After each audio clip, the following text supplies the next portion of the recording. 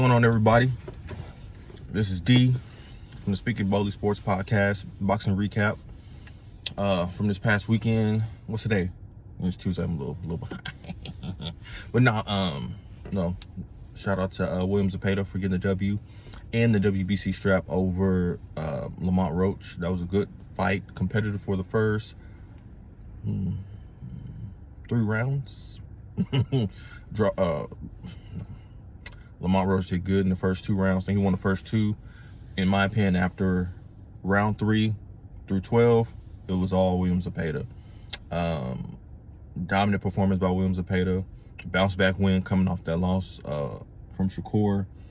And he's looking like a very dangerous fighter. I say lightweight and junior welterweight. Like, especially if he keeps continuing to build on his skill set, adding wrinkles here and there. His endurance, his gas tank is through the roof.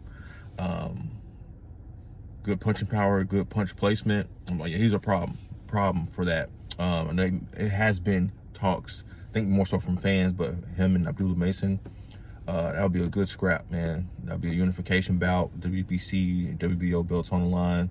I like that a lot. But just real quick, touch back on Lamont Roach. Disappointing.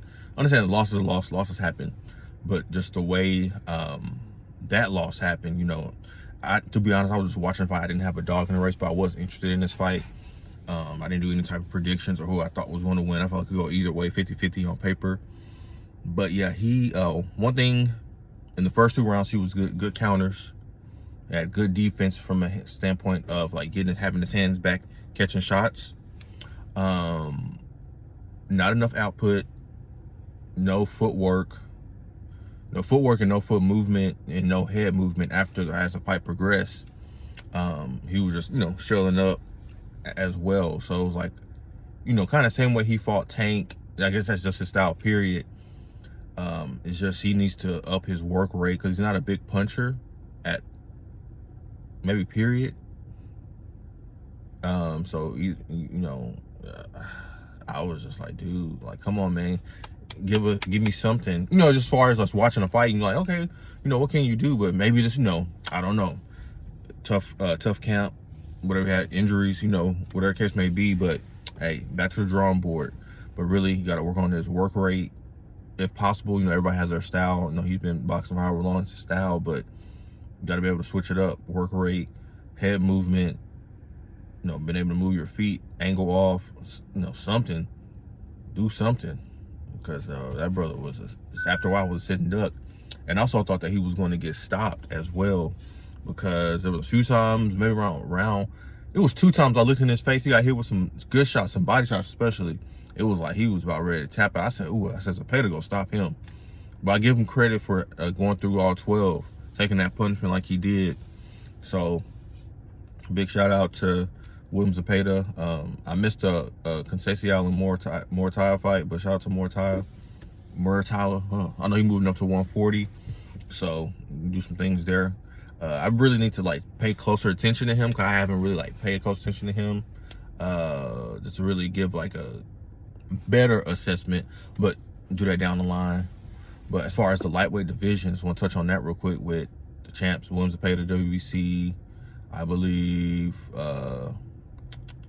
WBO is Abdullah Mason. Now, I think the IBF was Raymond. I'm saying his last name wrong. It was Raymond. I'm gonna say Raymond, but I'm not sure. That's up for grabs, it seems like. And then you have the WBA. That's going to be between Kid Austin and Bahi. And then I guess, that's right, Tank is still a champion in recess. So I guess whoever wins, it's almost like whoever wins this fight between Kid Austin and Bahi will be the champion. And I guess once Tank come back, he'll be the super champion or gain his status as champion. Or I'm not sure what they're going to do there, or he has to fight for it, which I think that would be fair for him to either have to fight for it. You've been going for a minute, a whole year. But I know that's how everything's shaking out right now. So that's what the IBF does, who will compete for those. And if Abdullah Mason gets the William Zepeda fight, man, I do, like I say, I have him winning. I have him stopping Zepeda. Like, for real. That's what I say right now. Because he can crack. That was the thing. These last two fights, Shakur and Shakur and Lamont, they not, not heavy hitters like that. So they don't got popped, but it's not, Shakur did a lot of good things in that fight versus Zepeda. From, of course, his defense, but then at times fighting back, coming forward, fighting off the ropes, countering, moving his feet, he had to give different looks, and I always felt too, if, let's say, if Roach had beat Zepeda, Roach beat Zepeda and Roach and Shakur fought, that would have been an easy W for Shakur. And like, there would be no issues that Roach would present to Shakur, in my opinion, just based off in-ring talent. Like, I think that'd probably be one of Shakur's easiest wins. Like, be easier than Tio. And I'm not saying this based off of how he looked versus Zepeda, but I'm just saying based off the way he fights, not a lot of output. Like, what does Shakur have to worry about, from that standpoint? So I'm kind of glad that fight. I'd rather see a Williams Zepeda rematch at this point, if I'm gonna be honest. But no, real quick. So transition off of that. Let's move over to the Keyshawn Davis issue. Yeah, him dropping out of the purse bid and dropping out of the fight completely due to what I'm hearing is based off money. Heard it from, I guess, his trainer. They wanted more money. The $3 million wasn't enough, reportedly, and the $2.1 million reportedly wasn't enough to fight Devin Haney. I'm not sure how to go. Of course, I don't know how the negotiations went. I'd say it like this: Haney's a good fighter. Some people think he's recently heard Frank Warren saying the face of boxing, but to me, the face of boxing is strictly, I view it as revenue based, putting butts in seats.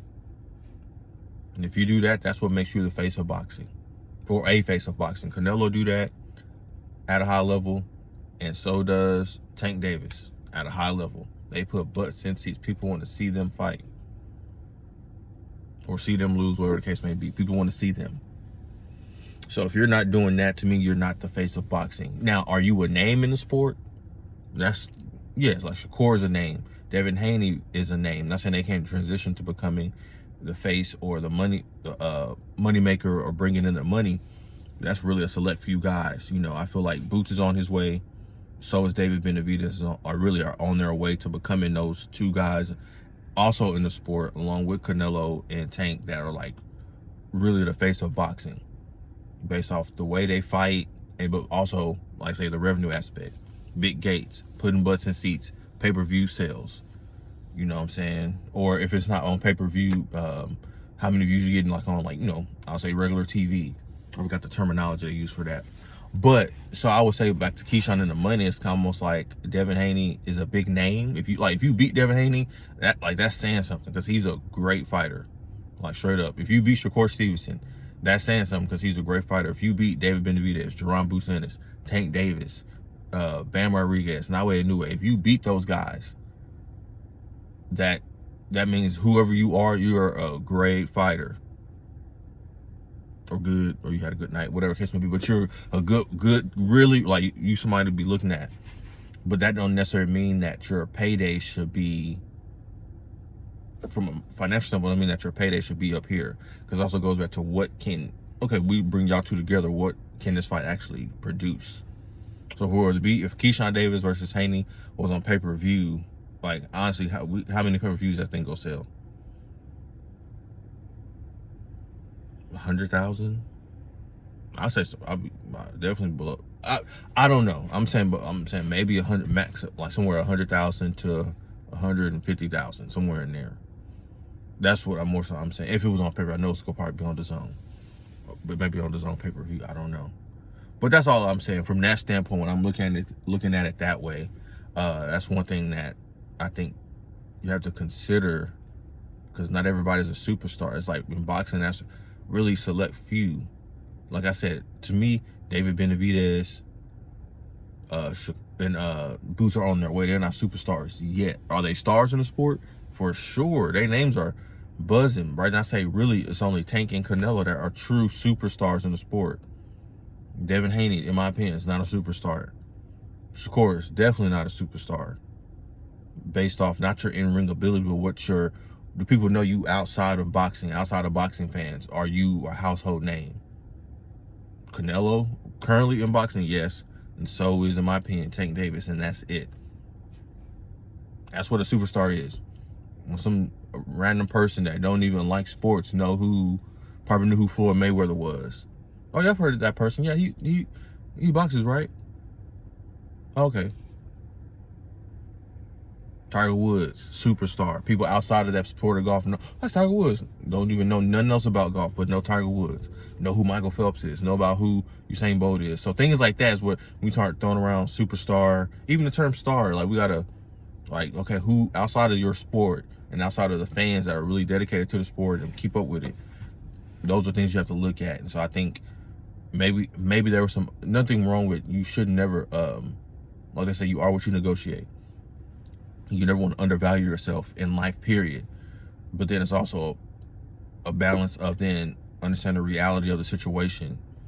In all situations, and knowing your position where you are. I'm not saying you should just take pennies. Sometimes you have to bet on yourself, like how Devin Haney did, which I respect, when he fought Kambosos 2 times in Australia, which was like, I'm like, dang. But for like $2-some million when he was signed to Top Rank. So it was like he went and did that because he wanted to be undisputed. Whatever his goals were, he was like, you know what, I'll do it. I know I can beat this dude. Let's go get it done. So not everybody's willing to do that, as we've seen with Shakur, and we've seen now with Keyshawn. They have a right to not do it. But Keyshawn is looking at it as being a duck, and rightfully so. And also Shakur, on the flip side of that, Shakur, back on Twitter trying to get the fight, reaching, tagging Devin and Bill. I know there's a lot of back and forth through social media. And Shakur is just super annoying as a person, not as a fighter. Like, you can't question him there. He might just be the best, like, as a fighter. Like, he fight Devin, fight Tank, whoever else is gonna be named, doulas if he fights them, or Gary Antoine Russell, whoever those other guys may be. He might be undefeated and beat all those guys. But for me, the way Shakur moves, it's like, I don't know if he'll ever be considered, if he beats those guys, yes, he'll be considered all-time great, but it won't be, I don't think it'll be looked at as the same. But I could be wrong. That's just me. But as far as him as a person, his integrity, his character, I'm so over that dude. You do all these interviews talking and just saying, nothing wrong with you talking and sharing things, but just talking out the side of your neck, switching up things you say here, saying something different over here. He's an Abraham Lincoln, man. He was running for senator, man. Saying this about slavery, then you say something else about slavery. It's like, about just well, I guess he is being genuine, because looking at that Foster situation, it's like, I think that genuinely is him. He talks about integrity. I've heard him mention a lot of different scene clips talking about integrity, and he lacks so much integrity. He lacks he's a very low character individual. That's what I don't like about him as a person. And I can separate the boxer and the talent in ring and the person.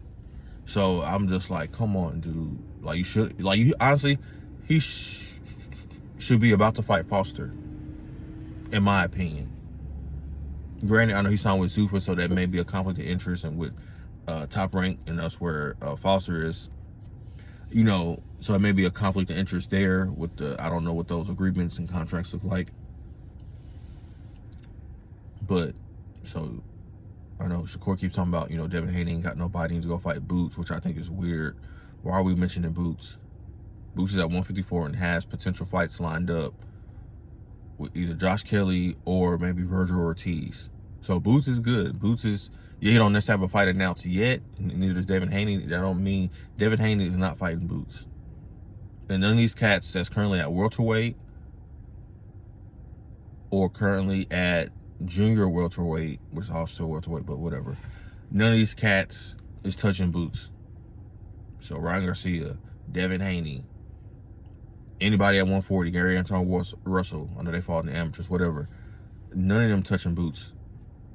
So I don't understand why Shakur. I understand the argument, like, you know, you called out Xander, blah blah blah blah, but you didn't somebody call out boots or something like that. I'm like, bro, the fight not happening at 144 no more. The fight happening at 147. You at 135. You said you're not a true lightweight. You're not a true 140 pounder in your words, but you was bigger than Tio in the ring. So I say it's just a lot of baloney coming from that guy, Mr. When he was on the podcast with Najee, Cigar Talk. You know, he said, I'm the name another fighter who gets called out at 3 different weight classes. He's been 35, 40, and 47. Tank Davis, buddy. Tank can't fought at 47, but he's fought one time at 40, just like you have, and then went back down to 35, just like supposedly you're going to do. Supposedly. So we'll see.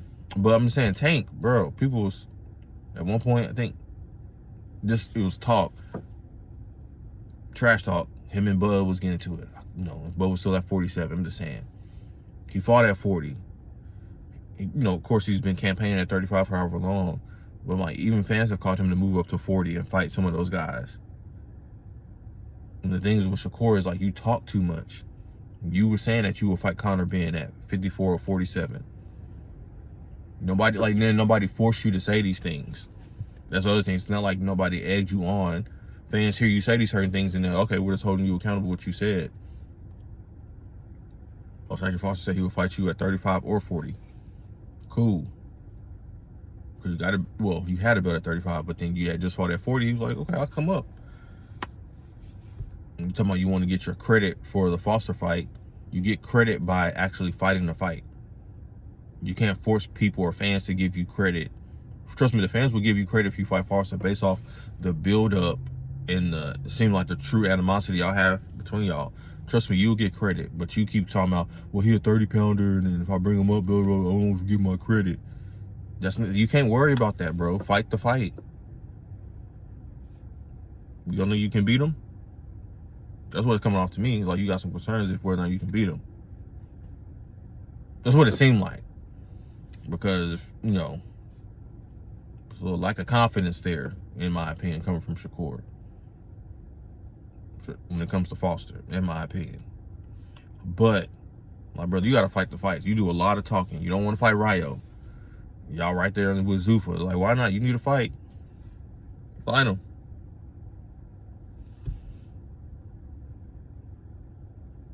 I don't know who this dude, like, go fight. You talking about Devin.